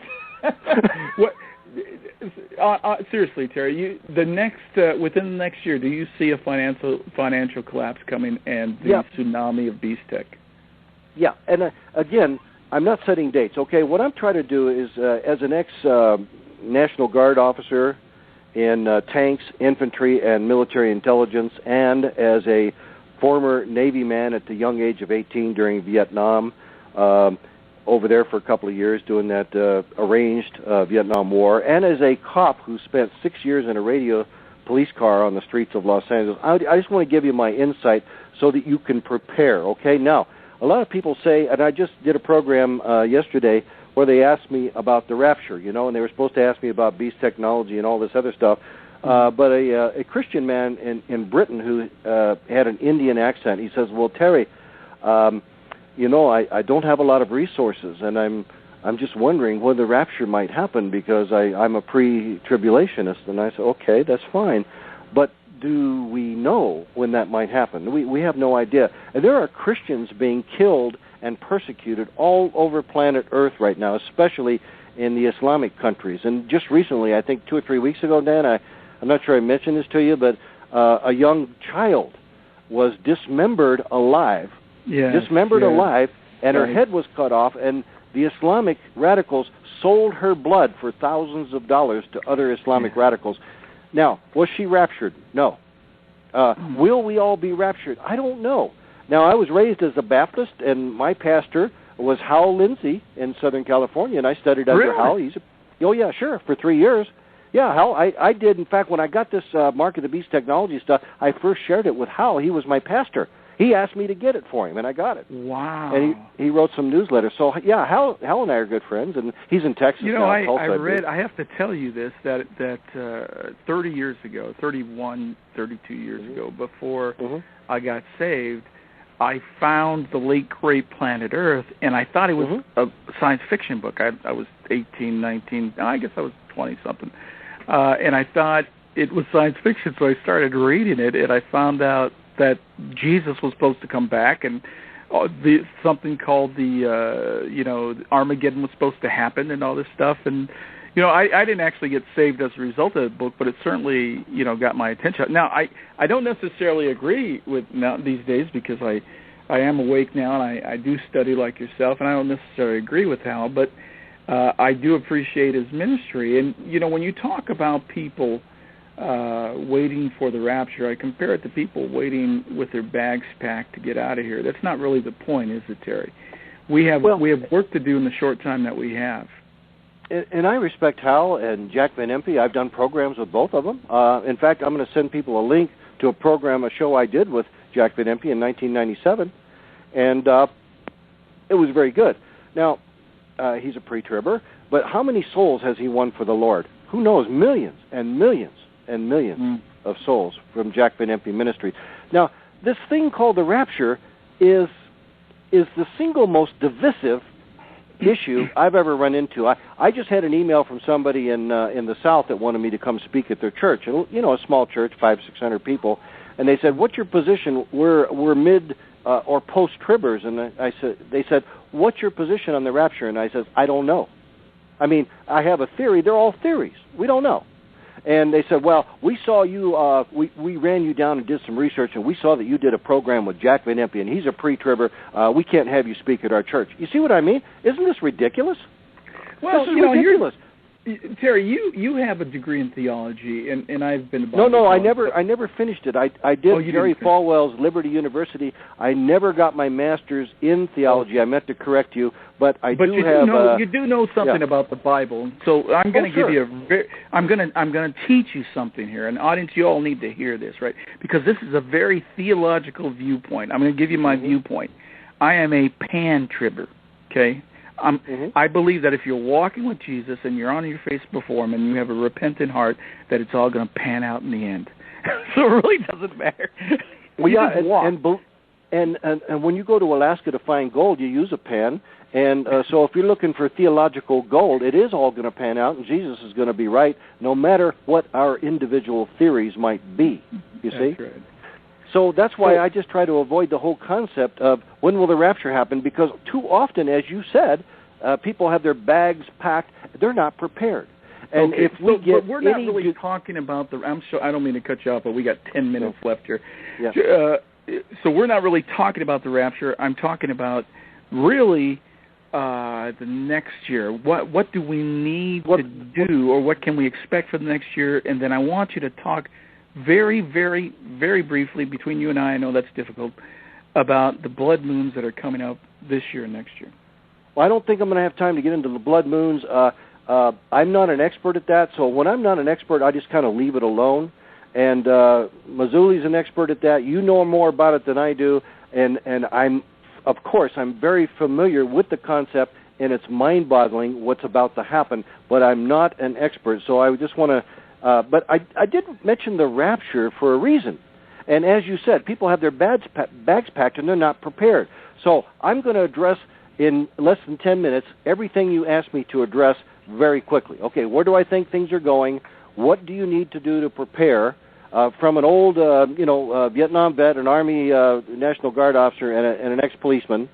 And theologically, get on your knees, make sure Jesus Christ is absolutely your Lord and Savior. If there's any question in your mind at all about that, then re-say the prayer, the sinner's prayer. Say it 3 or 4 times so that you convince yourself that you've said it, and then you're okay. Now, beyond that, once you're saved, then Christians, especially in America, who've not suffered any persecution at all, really. You may think that somebody doesn't like you. Okay, that's not persecution. Okay, you may think a lot of things, that you're not liked or discarded or whatever, but that's not really persecution. Now, we're talking about real persecution, and I have a way of expressing that. How much time do we have left? We have 8 minutes, 50 seconds. Okay. I'm going to address all those things with your permission in 8 minutes. Go right ahead. And, okay. All right. So, let's just forget about the rapture. Let the Lord handle it. Now, in that regard, I want to make one final comment. When the Lord says in 1 Thessalonians 4, when there is a rapture, whenever that happens, if it happens, okay, when it happens, I don't know. Ask God about it. But when it happens, the Lord says, we'll go up. We'll hear a trumpet blast, a shout from heaven, and in one twinkling of an eye, you all go up. Now, that's about Mach 20.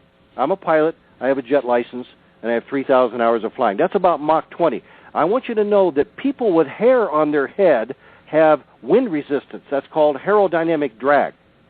So if you want to qualify for the rapture whenever it may happen, you might think about shaving your head so when the trumpet blast goes and the shout comes from heaven, you'll be sucked up and you won't have any hair to get in the way. You see what I mean? Aerodynamic drag may set you back a while. You'll still go up, but maybe you'll go up in two twinklings of an eye instead one twinkling of an eye. Okay. Are you okay, Dan? Are you still there? Yeah, I'm here. Okay. Go ahead. So now, quickly, I'm going to get to your one-year thing. I just have to lay the foundation. So disregard the whole stuff about the rapture. Quit worrying about that. What you need to worry about is ask yourself this. If I'm wrong about my theory, whatever it may be, how can I survive probably within a year, Dan? I'm getting there. Probably within a year, perhaps this October. Now, I'm not setting dates. But a weatherman gives you a weather forecast so you can prepare and batten down the hatches. He approximated. We're more close on weather forecasts today than we ever have been due to the technology and the satellites and everything, but they still can't be exactly precise. So I'm going to give you a spiritual weather report in just 3 minutes and tell you to get prepared. Now, I'm an ex-Boy Scout leader too, and the motto was always be prepared. And my personal philosophy, having been a policeman and having a flying license, you spend half your training in flight training learning how to handle emergencies that 99% of the time never happen. 99% of the time, but you spend about 50% of your flight training time learning how to handle emergencies if they happen. You see, that's what I want to convey. If you have an emergency and the bank shut down and we have a stock market crash maybe in October, and by the way, that's Satan's holiday, and if you look at all the economic events that have happened, they've all been planned by the Rothschild banking establishment going back a couple hundred years, okay? And they've always seemed to occur. Isn't it interesting or coincidental that they've always seemed, the big ones, the really big ones, not the small ones in between, the little bursts, but the really big ones have happened during October 1929, October 1987, October 2008. It's a satanic holiday, and the Illuminati are Luciferians. They worship Lucifer, and so when they plan the next crash, it'll probably be in October. Perhaps this year, perhaps next year. I'm not sure. I don't know. I'm not a prophet, and I'm not profiting much from it. So count on being ready just in case. Be ready, and if it doesn't happen, praise the Lord, you got another year maybe, okay? So let's just say that when the big ones happen, they usually happen during October. Have you noticed that? Have you noticed that? That's okay? Absolutely right. And that's when the fiscal year problems begin, too, because Satan set up the government through the Illuminati and the Federal Reserve and the IRS and everything. And so their fiscal year begins in, what? October. And that's when we end up with budgetary crises of various kinds, don't we? You see? So I kind of think that maybe this October will be it. I hope not. I hope I'm dead wrong, but not dead. Okay? Okay? So plan for it, and if it happens, get ready. Now, I advocate storing as much food as possible. Most people can't afford a year's supply of food, but if you can, do so. Go to Walmart. Get canned beans, canned meat, canned this, canned everything. Get bags of wheat, get bags of rice and everything. I'm not joking. Okay? Go to Costco, get bags of rice. $10 a bag for rice. You can eat just that rice alone for about a month, out of a 25-pound bag of rice, okay? Then get something to mix with it. Beans, soup, whatever. Give it some flavor, Okay, now, money-wise, count on the banks when this thing goes. We have about, how many minutes do we have left, Dan? I'm screaming now. 3 minutes. Okay, listen, let me tell you what's about to happen economically. There are things called credit default swaps, a.k.a. derivatives, that most of you probably, unless you're in the stock market, you probably never heard of, or if you've heard of, you don't understand them. Well, derivatives are things that the Rothschild, Rockefeller International bankers have created, and they're basically digits representing money in a computer someplace. Now, these things you won't hear about because they're not regulated. They're off-market. They're in a computer with the international bankers who are Luciferians. But now, the last guess I heard, the last facts I heard was from Warren Buffett several years ago when he said several years ago there were $600 trillion in derivatives that were weapons of mass economic destruction. They are, now, why would, Terry, and I was in the financial arena, so that's a conservative. That's a conservative number. Brother, I hate to cut you off. We got about a minute before the music starts, if it's not started already. When $900 trillion in derivatives go, it takes the whole world. It's the scorched earth policy. There'll be nothing left. Store food, get some silver, prepare to defend your family from all the zombies who will want to attack you, and that's about all I can say in the limited amount of time we have, Dan. God bless you. Well, I think that summation was really, really good. And, brother, we got to have you back. Will you come back with us sometime? Oh, anytime. You can use me to fill in space if somebody cancels or whatever. I'm always, pretty much always home. If you just give me a half a day heads up, just call me and I'm available. Well, you have so much to offer. I mean, we didn't even get into the whole alien thing. Soon here, I hope to have Chris Putnam on talking about the Vatican and their preparation for disclosure. And I heard you say on a show just not too long ago that you believe that the Antichrist could very well be part alien, which I don't disagree with. So, it is all very interesting, the times in which we live, because it's all coming down to this moment in the pinnacle of history. And we need your insight to navigate some of that if there's any time left. So, but do me a favor and give out your website one more time. www.secondcomingministries.com. That's Terry L. Cook. www.secondcomingministries.com. Hit my email button, ask for the free book, and I'll send you a whole package of information free. You don't have to buy a book, but if you really want to round this whole thing off, get our Beast Technology, our Beast Tech book. It's really good. I've only seen one critique on Amazon.com that was negative, and the guy sounded like a nut. So it's really good information, well-researched, lots of references. God bless you all. I wish I had more time to help you. That's where my heart is. And share my information out with everybody. God bless you, Dan. Let's do another program real soon. And hope you make it to the Prophecy Conference in Florida come March, huh? Well, we're going to try. I may well end up that way. So anyway, hopefully we'll see you then. Terry, thank you so much for being on. Audience, that was author Terry Cook of Beast Tech. And I so much appreciate him taking the time to be on the cutting edge with us. Folks, these are serious times. As I said, we are at the pinnacle of history. We are about to see history come to an end. That's why Jesus himself called it the end of the age. Do you know him? And I'm not talking about just raising your hand, at church or going up front. I'm talking about in your hearts. Are you walking with him? Does he know you? So, folks, there has never been a time when we need to be plugged in to him like never before. There are serious things coming down the pike here. And my prayer for you, my hope for you, my advice to you is to plug into Jesus like you've never plugged into him before, because time is up.